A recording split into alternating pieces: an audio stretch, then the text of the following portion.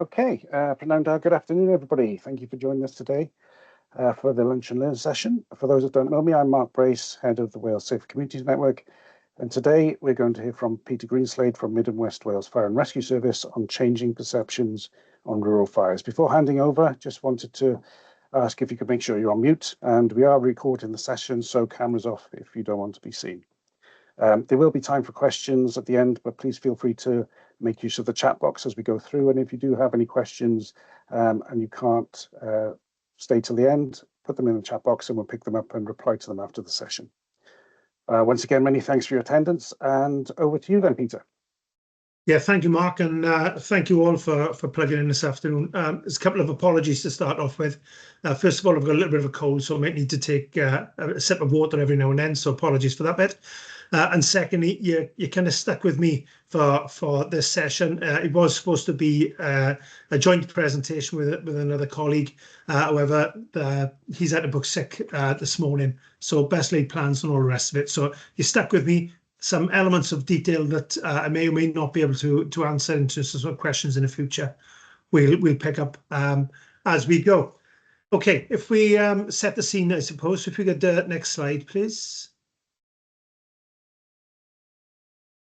So just to start us off, I guess, what are we talking about in terms of a wildfire? It's an unplanned, uncontrolled rural fire, spreads through the vegetation, whether that be grass, woodland, scrub, and it poses a risk to life, property, and the environment.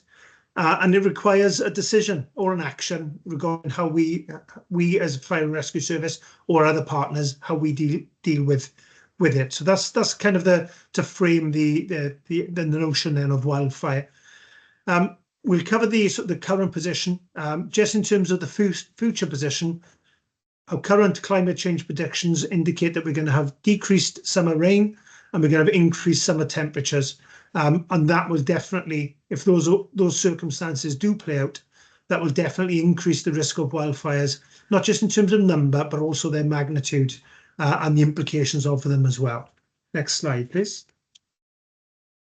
So if you can bear with me just for a couple of slides, we'll run through just in terms of the perspective. Now, given the weather that we've had in the last week, particularly over the weekend, where we were seeing people swimming in roundabouts in the middle of Swansea through localised flooding, maybe wildfires, or I'll use the term grass fires. Sometimes it's a kind of a blended term, so apologies if I slip into grass fire language. But certainly given the rain that we've had in the recent weeks, why are we talking about this now? Well, I suppose it's a look back, but also a look forward. So it's a look back on the circumstances that have taken place, particularly through March through to the end of August, and also looking forward in terms of what can we anticipate from October onwards, and how our understanding of that environment needs to have due consideration to perhaps what we as the FRSs across Wales and other partners are trying to look at in that perspective. So just in terms of stats, from January to the end of August, we were in excess of 3,200 wildfires across the 3 Welsh FRSs. We would consider this year a spate year. We can see there on the red markings, 2015, 18, 22 and 2025 will be our spate years in the last 10 years. And I think what's really noticeable is, as we've anticipated, many working within this field over recent years, is that in the lull years, in between the spates, what you're going to have is that fire, that fuel growing, that vegetation is going to grow, very often unchecked because it's been challenging to put fire breaks in. And as such, that unheralded growth really of the vegetation increases fuel load. And that increased fuel load combined then with drier periods, and we'll see later on that linkage in between weather and wildfires. When those 2 elements combine, we enter into spate conditions. So it's not just about numbers. Next slide, please. It's also in terms of area and volume. So what we can see there is between across 18 to 2025, this year, particularly in relation to the last 2, again, a circumstance where over 7% of the wildfires that we were attending were greater than 1 hectare in size. So it's not just in terms of the number, but it is also the size, because the larger the incident, the longer, the more protracted and the more complex it is for the organisations, particularly the fire and rescue services and other agencies, to deal with that incident. And certainly in terms of the impact that those fires are having, they're more deep-seated, and therefore there are greater environmental and public health consequences attached to them. And we'll talk a little bit in terms of some of the impacts later on as well. Next slide, please.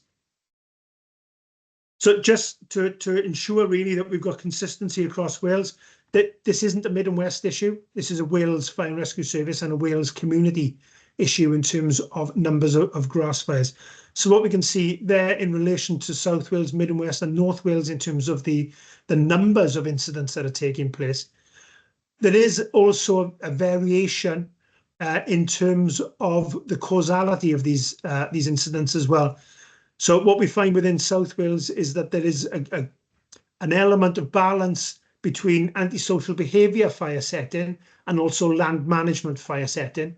As we move then towards sort of the Mid Wales Fire and Rescue Service perspective, whilst there is still antisocial behaviour activity in and around fire setting, we are moving more into that rural land management perspective, and likewise so more then into North Wales as well. Next slide, please. So let's have a little look in terms of that temporal aspect, what's happening across the year and what's happening across the years. And I'll kind of sort of play back from 2018. And again, that interrelationship with the weather played significant role here. So through January, February, March, April, damp environments right across Wales. And as such, so that period of time for land management and control burning didn't exist. The conditions weren't favourable for land managers. I'm not saying it was all land managers' perspectives, but certainly through antisocial behaviour and land management practices, what we saw in 2018 was an enormous spike through a very, very dry and hot summer period. And that kind of stood out significantly from previous years for us, because normally we have this sort of sine curve effect that you see up and down, spiking normally around March, April period of time.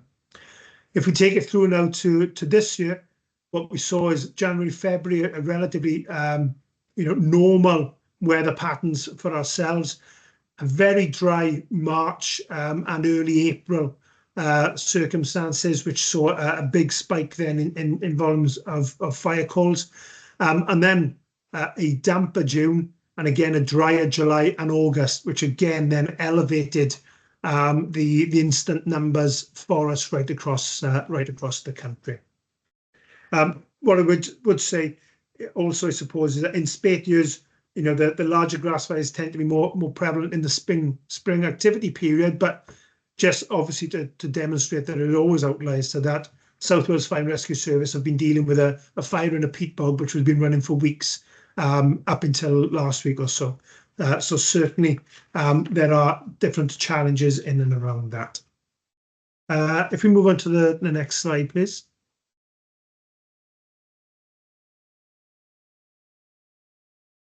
I mentioned it a few times, so we're gonna enter into the Met Office world now. So when we're looking at the rainfall that we've seen through from February all the way through to August, what you're looking at on the maps of the UK then, and obviously I would ask you to focus predominantly in and around Wales, is that white is normal rainfall anticipated, dark blue is wetter than average, and dark brown, as we progress through to dark brown, that's drier than average. So what we could see February and March, that was sort of normal weather, and then dried out significantly through March, which resulted in that enormous spike. And then as the weather played out through April, it got wetter through the end of April, which sort of brought in a reduction in terms of our wildfire activity. And then through May, again, dried out, numbers maintained in and around that. June, wet. July, drier. August, very dry. And we've kind of talked about, from a Met Office perspective, drought periods through the summer as well. So that, we just cannot get away that definitive link between rainfall and wildfires, and this really is stretching forward then into the future, and it just re-emphasizes, I guess, the importance of any change within our weather patterns, particularly if it's going to be drier and hotter, then we will see an impact in and around wildfires, not only in numbers, but also in scale and size. If we slide forward, please. So just, it's a bit disjointed. You wouldn't normally look at Wales with the top half on the left and the bottom half on the right. But due to my technical inexpertise, I've had to show it that way on the slide, so apologies. But just, I suppose, to give you a reflection really on, these are satellite images of Wales, okay? So what we're looking at is the really large wildfires that have been captured by the FS satellite through 2025. And you can see some significant geographical spaces being covered there by large green dots and shapes. You know, so particularly, you know, I can remember specifically the one which is just above Llanrwyd Wells by Tregaron, you know, that really large green dot. I think that was the second largest wildfire in the UK to date this year. Extensive amounts of work and resource tied into that. So what then are we, you know, just talking about, I suppose, in terms of the risks and the consequences? And there's an enormous array of papers and resources out there, and I'm not going to go with that. There are some links at the end of the slideshow which you can make use of to follow this through if you want. But just as a very broad overview, some of the environmental consequences we're looking at, wildfires, they are going to modify our biodiversity. They are going to change our ecosystems, whether that be short or long term. That's certainly going to take place. They could impact in and around our water quality. Our carbon emissions will definitely be, that there will be a change in balance in and around that. When we're talking about peat bogs, for example, there's an awful lot of stored carbon there. So any fires within peat bogs makes a big difference to that carbon balance. And soil degradation. Again, wildfires will degrade the soil, which can impact in and around the erosional aspects of that soil. A change of the erosional capacity of the soil will then potentially increase flooding opportunities. So we move then into a different risk factor in and around that. Public health and well-being. Local, you know, wildfires provide localized air pollution. It can and has been proven to bring respiratory and cardiovascular problems to localities. There's also the mental health challenges and the psychological well-being and the impact that wildfires can have on green spaces and the people's enjoyment of them. And then, of course, you've got the economic perspectives. You've got damage to property, to infrastructure. You've got agricultural loss. You've certainly got impacts in and around tourism, impacts in terms of woodland and replanting costs, stretching through into the hundreds of thousands for some organisations. And that's not even counting the cost for our emergency services and partners to engage in and around that. Some of the larger incidents that we are necessarily having to work towards aerial support for wildfire. That's a provision which sits outside the normal budget requirements of the fire and rescue services. So, you know, there's a wide range of emergency response costs attached to that. And just, I suppose, to touch upon those emergency responder elements, for a large portion of Wales, our firefighters are on call. They're part-time. They've got primary employment, they've got families, and then they serve their communities through the fire and rescue service work as well. When we're dealing with large rural fires, the strain on those individuals as firefighters, but also as members of their communities and as primary employment of fire and firefighters and family is really extensive. And that can be really, really challenging when we're dealing with incidents which are spanning more than 1 hectare and are stretching through into up times 4, 5, 6 or 4 weeks worth of firefighter. So it's a really challenging work environment for individuals in and around that as well. If we move on the next slide, please. So we talked, you know, in terms of the heading of sort of changing perspectives. Where are we and what are we trying to do? So we've now got the Wales Wildfire Charter and the commitments behind that, and the Wales Wildfire Board. So the slide there demonstrates the partnership agencies. That's not fixed. There's room for more organisations and agencies to engage in and around the Wales Wildfire Board. And the three elements really of the chart are about partnerships, prevention, protection, and environmental and community resilience. And I'll touch upon those elements as we progress now through the rest of the presentation. But the Wales Wildfire Board, that's our strategic direction setters. This is the organisation that can help and engage with Welsh Government and look at policy change, policy procedure, perspection and reflection, and can give a voice from the variety of partners that we have within the board. It's currently chaired by a member of NRW, Andrew Wright, and that was previously chaired by a Fire and Rescue Service representative. And the idea between flipping the chair around is to try and bring different focuses and bring other organisations into the fold in terms of recognising that wildfire isn't a fire service issue, it's a community issue. We've then got the joint Arson group. I chair that on behalf of the three Welsh Fire and Rescue Services. And what we're looking at there is getting partnership managers, so that tactical level of that environment, to look at best practice, look at the lessons learnt, and get the key fundamentals of what's taking place so that we can provide a wider perspective and help to inform the Wales Wildfire Board. And then sitting below that again then is a practitioners group. Again then that's chaired by a representative from Natural Resources Wales, Becky Davis. And that's all about local engagement. That's face-to-face opportunities. That's talking through the problems in great depth and in detail with people who really and truly understand them, the ones who are actually living their lives in this environment, who are actively getting dirty with boots and hands in terms of land management, arson reduction, and that concept of wildfire management as a whole, or the wildfire perspectives of it. So that's the practitioners group, and just trying to sort of engage in that context as well. So the aim is that through those three levels of responsibility under the Wales Wildfire Board, we can hopefully tick all of the necessary elements that we need to be able to progress and have meaningful conversations and, more importantly, actions. If we flip the page, please. So we've got these organisations. I've added on a couple there. That linkage into our communities, our social spaces, our green spaces. We know under the Wellbeing and Future Gens that we're encouraging people to make use of their landscapes, and some of that element, our ramblers, our barbecues, our wild camping, there can be conflicting elements in terms of what we're after. Likewise, organisations that are environmentally focused can have a different perspective in and around land management and the use of wildfire for it, from for example, our farming trade unions. And also then that community and that urban-rural interface. Where does our rural environment touch our urban environment, and what the challenges and expectations in and around that?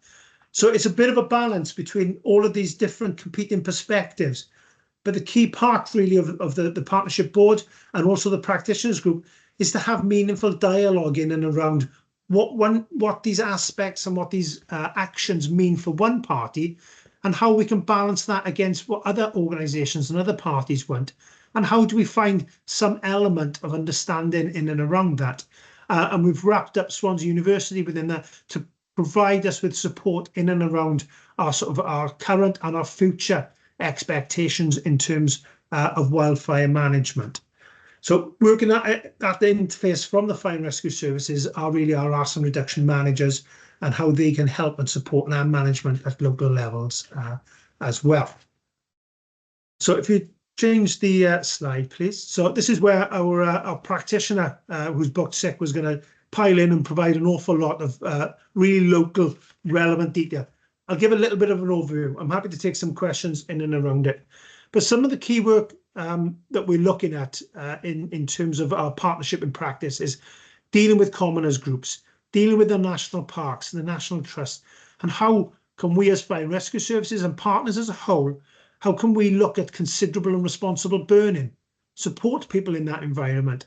How can we work with them to support and talk about and educate about fire breaks and about cutting sensibly in and around the local environment to maximise the resources that we've got. So historically, over the last few years, the Fire and Rescue Services have had some grant funding from Welsh Government to support local initiatives such as fire break cutting. That grant is no longer available. There are practitioners within each service which will help and support, but let's be perfectly honest, there aren't that many arson reduction managers or officers within the 3 Fire and Rescue Services to cover the whole of Wales. So their time and expertise is challenging to engage with, but we'll try our best, I guess, in and around that. So we do have access to some tools across Wales, such as the iCutter, which is the sort of the big red machinery, which you can see on the left-hand side of the picture, which has been really used really impactfully in terms of fire mitigation. But we are dealing there with the wider and larger organisations such as National Trust and National Parks in terms of that engagement process. It's not a tool, and we don't have the resources available to work in and around cutting specific residential areas, for example. But some of the practices that are taking place and have taken place, certainly worth highlighting to you. Healthy hillsides. So that was a project between National Resources Wales and South Wales Fire and Rescue Service and other local partners. And this probably was one of the catalysts really for looking at the Wales Wildfire Board and that differentiation of work and changing the way in which we have our perspectives in and around wildfire management. So what Healthy Hillsides did was create a range of interventions, looking and working with community groups, aiming to minimise the risk, looking at sustainable land management in certain pockets, and those pockets were being risk-based assessed so that we knew where they were going and what they were doing. Initiatives such as dealing with sports and wellbeing groups and taking activity into that rural environment.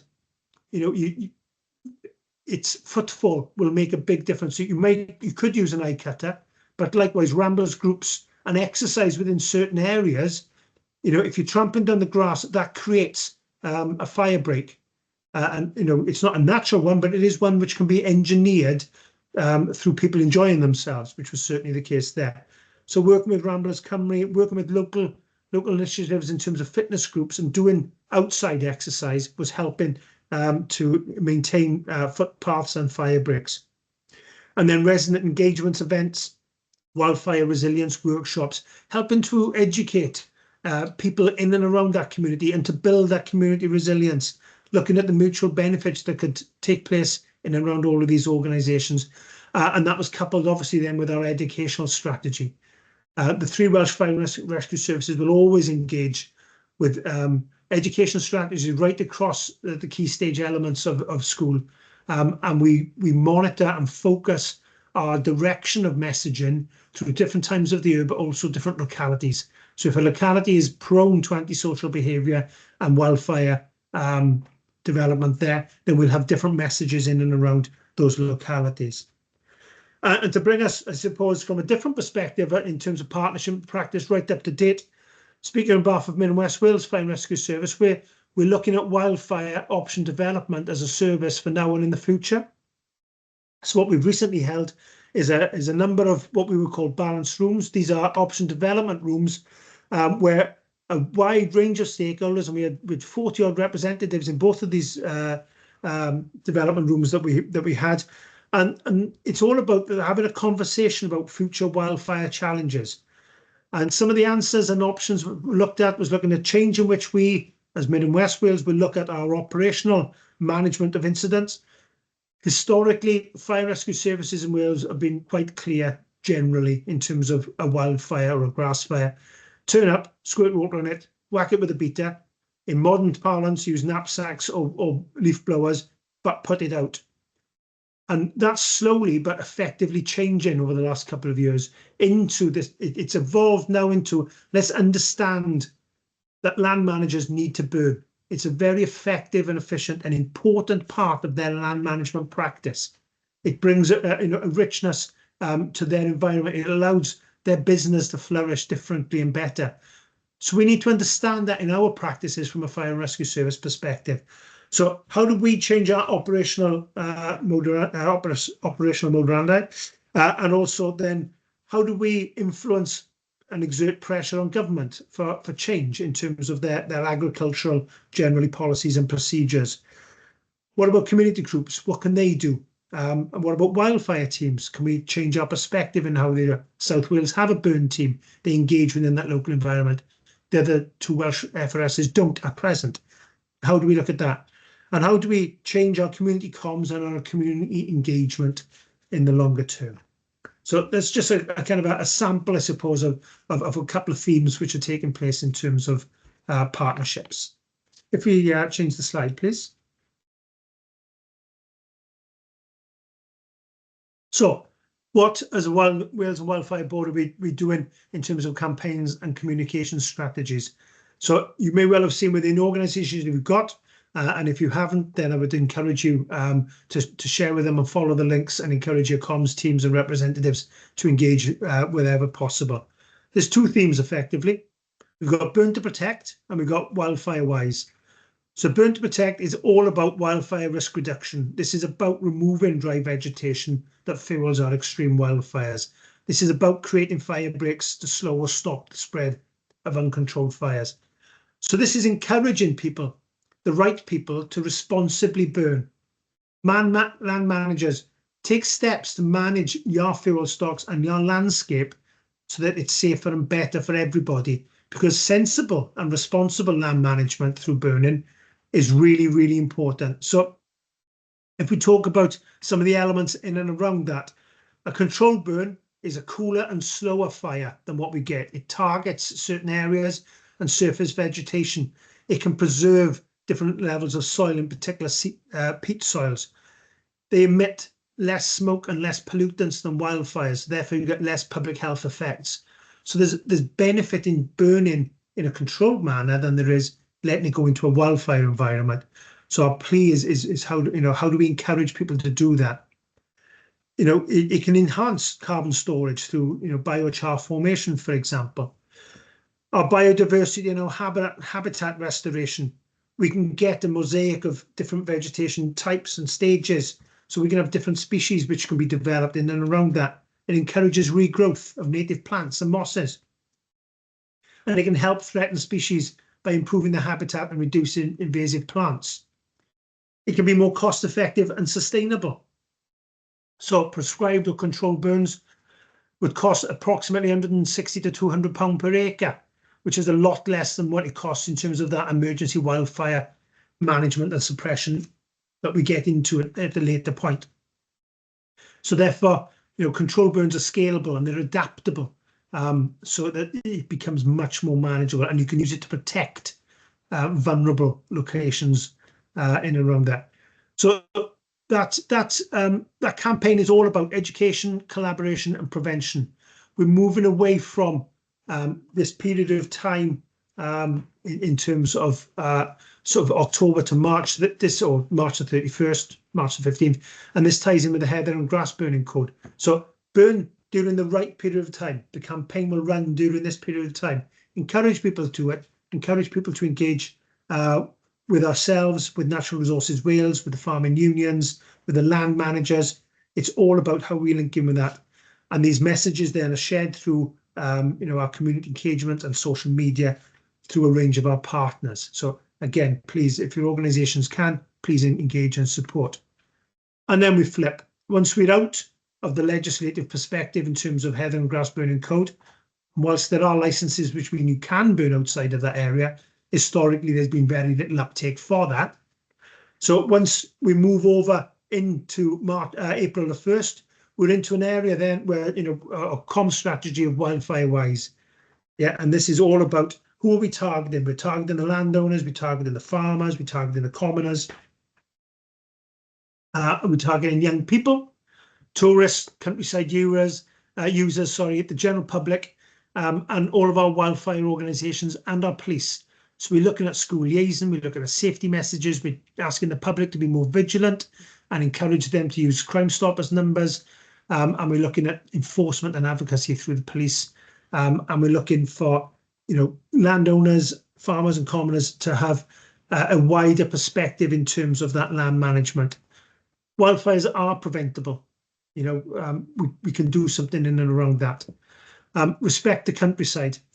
Okay, so if we can target our tourist walkers and people who are using our outdoors as we want them to do during the dry season, use it carefully and respectfully.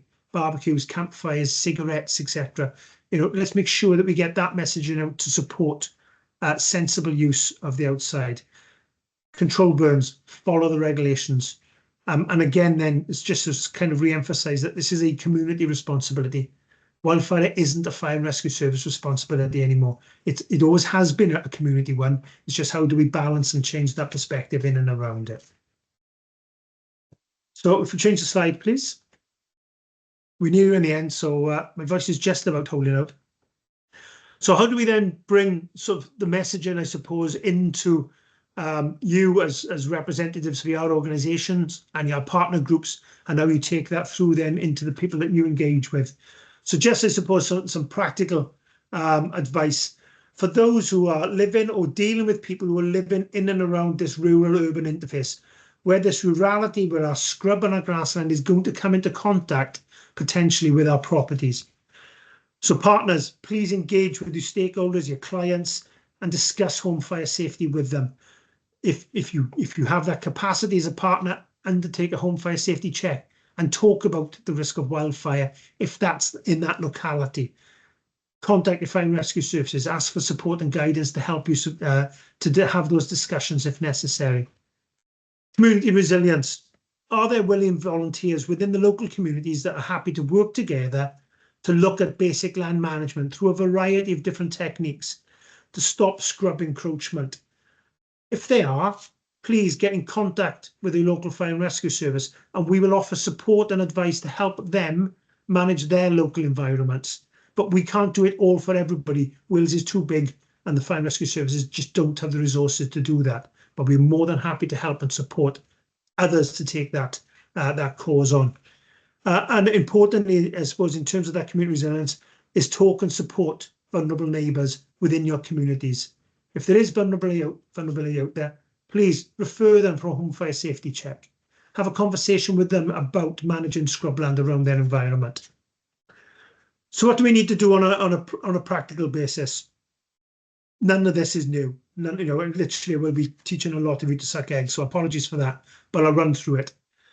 Nevertheless, reduce the ignition sources, barbecues, campfires. Be really careful when you're having them in and around dry grass or near vegetation.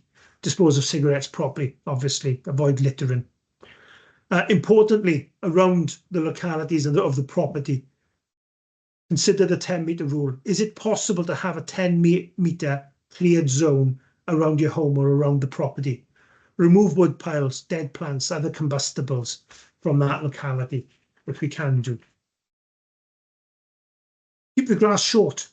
Yeah, short grass burns less intensely.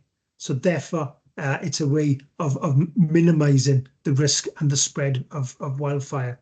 Trim back the trees and shrubs near your buildings and near power lines. Again, very obvious. Garden and property maintenance. Clear the driveways away. Keep the debris away from the garden, the gutters.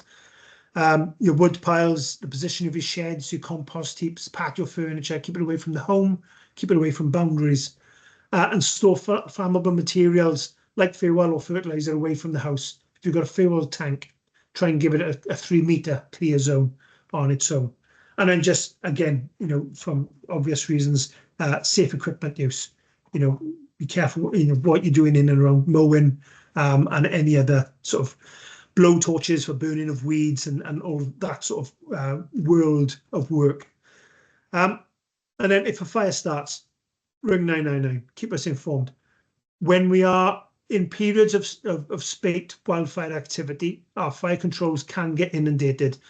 Keep an eye on social media. You will often see that we as a fire and rescue services in the control room will put something on social media which says we are aware of a fire on, for example, Baglan Mountain in South Wales.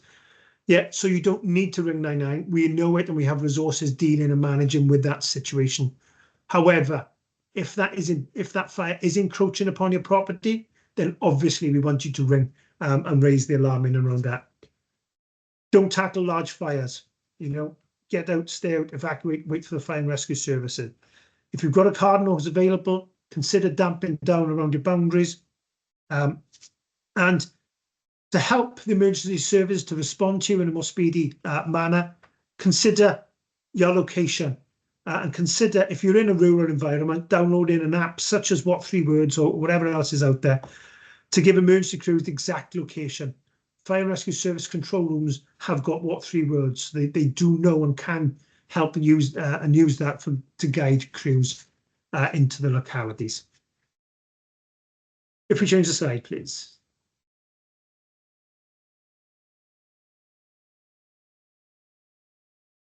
So that's it from me in terms of a presentation perspective. I don't know from the breadth of people on the call how much of that is new stuff, but how much of it is perhaps just a refresher. And if that's a refresher, then I'll take that as a win as well. There's a couple of links there on the presentation. I have shared the presentation, which I know will come out from the group post event. So there's links there to the 3 Welsh Fire and Rescue Services and also Natural Resources Wales, and certainly in terms of the resources of Wildfire Wise. And again, a plea, I suppose, from partner agencies, please engage with that comms and share. There are comms bundles available for your organisations to support the messaging as we progress through now into October, and then as we flip again then from April the 1st. So I'll take a breath there, Mark, and open up for any questions from the group. Brilliant. Thank you, Peter. Lots of great information there, and a reminder that it's a community issue, isn't it? A partnership approach is needed for this, and it's not just the responsibility of one agency. So thank you very much for that. Yes, open up for any questions. While you are thinking about it, just one from me really, and going back to what you said at the start about the climate change predictions and the more intensive nature of fires and things like that. Is that impacting on wider strategic decisions and things like that in terms of engaging with local authorities on housing applications and things like that, and where housing estates should be, and those, you know, is it changing those different perspectives in terms of you need to get involved more in terms of planning things? I won't answer on behalf of Welsh Government, but from a fire and rescue service perspective, there's a limited touch point that we can have in terms of the local development plans and certainly planning applications and what have you. We are limited as statutory consultees in terms of, you know, new building applications and planning applications of what we can and can't ask for.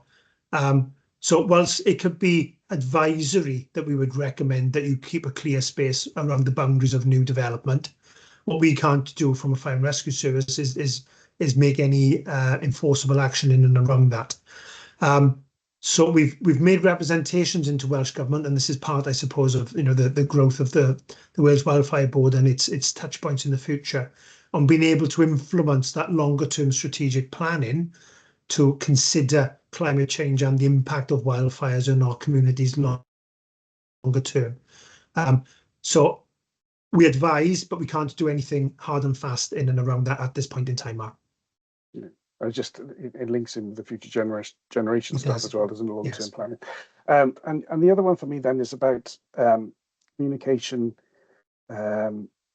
to communities and the ability then to get the message across in terms of the causes, the consequences, and all that sort of stuff. And I know from a policing perspective, the schools programme was shut down and it's been re-altered, but are there mechanisms of getting that message into communities, into schools, into councillors, for example, in terms of spreading the message across local areas? Yeah, certainly in terms of schools, the 3 FRSs of educational practitioners which deliver it into those communities. And there are also the members of community staff across the 3 services which engage with that local area, are dealing with local authorities and representatives of local authorities and community groups in that small local space. So definitely in terms of being able to engage in that, there's work there. The challenge, I suppose, Mark, with any public sector organisation is, Wales is big. The 3 Welsh Fire and Rescue Services are big. However, the resources contained within them are challenged financially. So it's a case of do what we can and try to maximise impact in a risk-based approach to that. Brilliant. Thank you very much. Just open it then to anybody else who's got any questions or comments.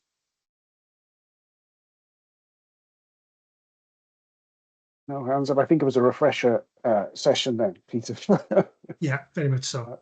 But, yeah, I recognise that, a lot of the names. So yeah. Oh, Tim. Hi Peter, Tim Opie from the WLGA. I cover education and youth issues.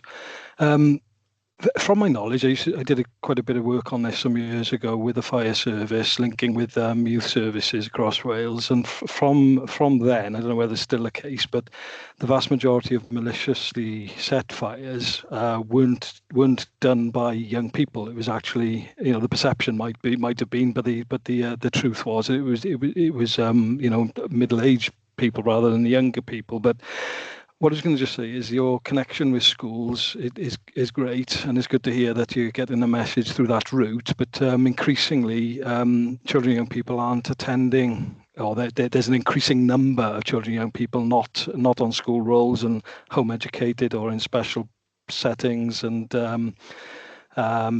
pupil referral units and such like. I just wonder whether you'd considered, or whether it's in your planning to speak with leads of youth services in local authorities as well, because they will be engaging with a lot of those young people who are more disengaged from mainstream services.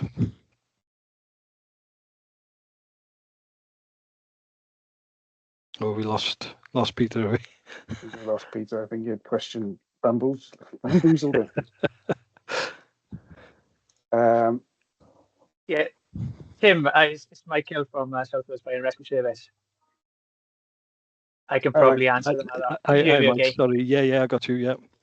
Yeah, I can probably answer that on Peter's behalf. So all the three services will have a youth section with regards to our community safety department, and their role is to engage with those types of young people that you just mentioned, so all those that are on the cusp of offending or who have offended and they're in our pupil referral units. And we've got a few different types of projects leading from 1 hour sessions to week-long projects, and not just around wildfires. It'll be a whole sort of suite of topics around road safety, home safety, but that's how we sort of target them, people who are not in your mainstream education. That's great, thanks. Apologies then. I'm amazed that the Wi-Fi held up all the way through to the end of the presentation. But sorry, Tim, I lost all of your question. I don't know if it's been answered by others. I spent ages then, Peter, and I put it all together. Mike Hill from South Wales stepped in and basically said that, yeah, you've got youth outreach services yourselves anyway, but I suppose as an extended offer from the youth service, local authorities and the voluntary sector, if you can use them as a conduit as well. Youth work is an education provision at the end of the day, and it's about prevention. And this is one aspect that I'm sure that our colleagues, youth workers, are engaging with young people on. Yeah. Thank you, Mike. Yes is the answer. Yeah. So yeah, brilliant. Thank you. Thanks both. Thanks, Tim. Thanks for stepping in there, Mike. Okay, no more hands up then. So Peter, once again, thank you very much for the information on this session. Really interesting. Again, as I said at the start, it's recorded, so if you have any colleagues who you think might be interested in this, please go and visit the website, so the network website, where the information will be on there. Also, as part of the way this week, there's a couple more sessions on Thursday and Friday. The link is in the chat box. Thursdays is on probation and prison leavers, and Fridays is on county lines. So if you have any colleagues who might be interested in that, please spread the word. Thank you once again, Peter. Thank you once again, everybody, for your attendance, and hope to see you during the sessions later in the week. Thank you all. Thank you all. Take care.